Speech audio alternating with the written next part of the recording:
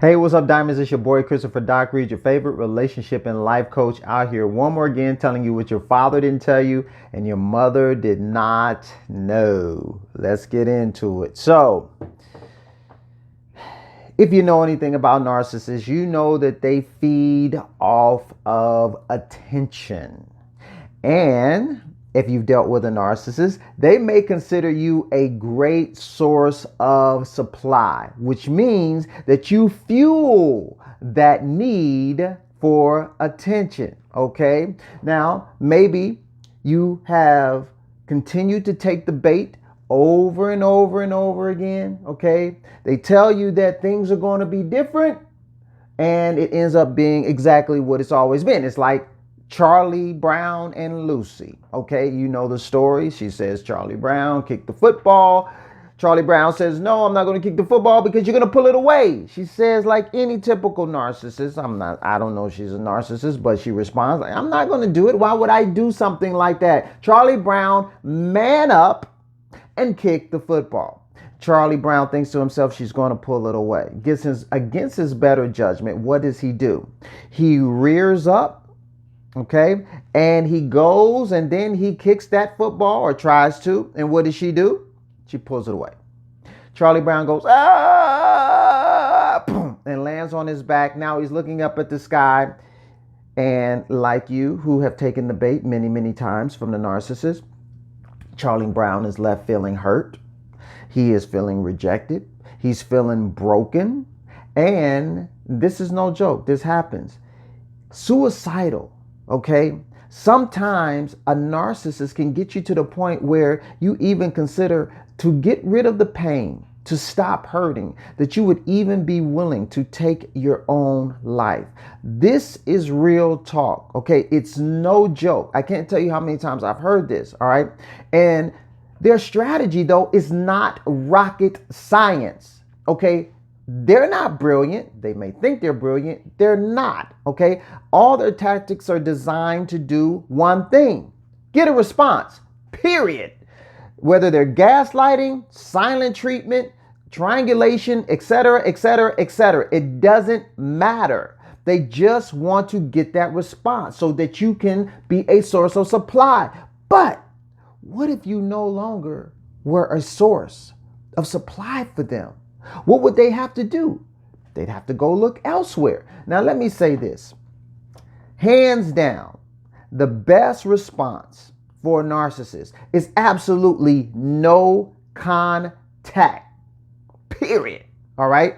Because the best interaction is always no interaction with a narcissist. All right? And there are times, though, okay, that you have to interact with the narcissist. Unfortunately, it may be that you have to work with a narcissist. It may be that you have kids with a narcissist. Okay. So in those instances, what are you going to do? Because you just can't, just cut them off or not see them. So if you have to interact with a narcissist, the best strategy is to give them as little as possible. Okay. And that's where the gray rock method comes in, because the concept is you just become like a gray, dull rock that just lays there. So if they poke you, nothing. If they push you, nothing. You become very, very dull. All right. And so if you're giving minimal responses, you don't show any emotion. You don't ask them questions because you don't care about what's going on with them. You don't say anything interesting. You don't disclose personal information about yourself, which by chance they do love to use against you. Okay. And they love to throw stuff back up in your face, especially things that they know that, have hurt you or whatever. You understand this. You limit your responses to very short one-word answers or nods. How you feeling today? Fine. Oh, wow. Did you see that movie last night? It was crazy. No. Oh, okay. Just keep it moving. There's nothing to see here. Because the scripture says this. Proverbs 26:4 says, do not answer a fool according to his folly. And I would definitely put the narcissist in this category. Okay. So what does this mean? Don't lower yourself to their ignorant standards. Because if you do, you now make the fool feel wise because you responded to their foolishness. Because they said, well, if you respond, then obviously I'm saying something, that must be a big deal. No, you can't do it. Don't respond to fools. All right? Because you also have to realize something when you're dealing with a fool. If you don't respond, they act like a 2-year-old.